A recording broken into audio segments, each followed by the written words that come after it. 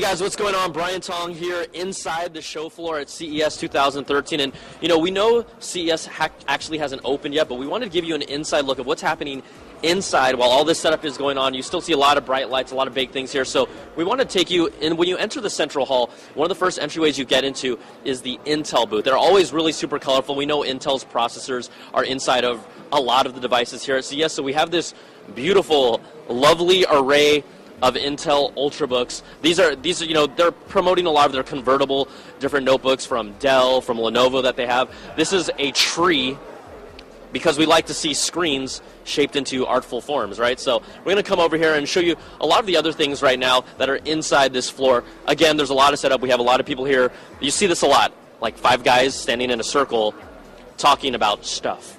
Yeah, it's very, very interesting. Okay, now, a lot of people may or may not know, right? Microsoft no longer here at CES 2013, but instead they've replaced their booth with spaces from Hisense.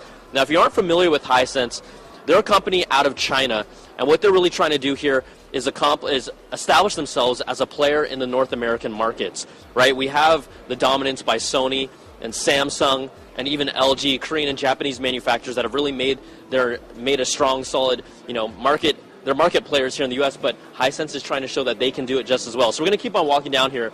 You'll see a lot of great colors here. Again, Intel kind of using this pink, blue, orange array that is always really attractive, but at the Intel booth, they're just showing off their technology that's inside other products, where a lot of these other booths like Hisense are showing products they actually have. So we have here, check this out, Hisense also promoting their own new Google TV box. Think of it as its own kind of little mini set-top box running Android with a Google TV platform. We are expecting to still see Google TV is still there, guys. It hasn't gone away yet, and Hisense is making that part of their offering. So we're going to keep on walking down this way. A lot of open space. Here also in booths, you'll see a lot of production going on where they make their announcements. So over on this side, these are the switchboards and mix boards for when they do speeches, announcements on their big stage over here. You can see Hisense with this huge kind of long wall screen and all these LEDs that are still getting ready to get set up. But, it looks very nice. All right, we're going to keep on going here. Businessmen doing business things, right?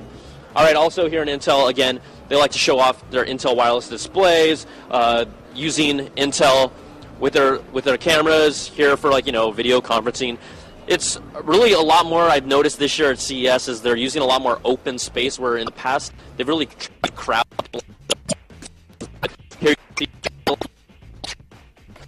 When the actual show starts, it's going to be a little cray-cray, all right? So we're going to keep on walking, get around this corner, just to, again, give you another feel of what this area looks like. Before we get there, though, I know some of these screens aren't fully on, but this is Hisense's XT880 design. It reminds me a lot of the Samsung kind of design with that really thin bezel and small bezel. But again, they're really trying to make themselves a player here in the U.S., and we'll see how they do. We know David Katzenmeyer is our TV reviews guy, so he's going to tell us everything we need to know and see if they're really going to be someone legitimate that we should pay attention to. Now, we're going to keep on walking down here. I'm going to do a little mosey, or reverse salsa, if you like. And GoPro, how can you deny that GoPro has just really carved themselves a huge niche in the consumer electronics market, really associating themselves with the kind of extreme action sports. And so they're showing off content that has been taken from their actual cameras.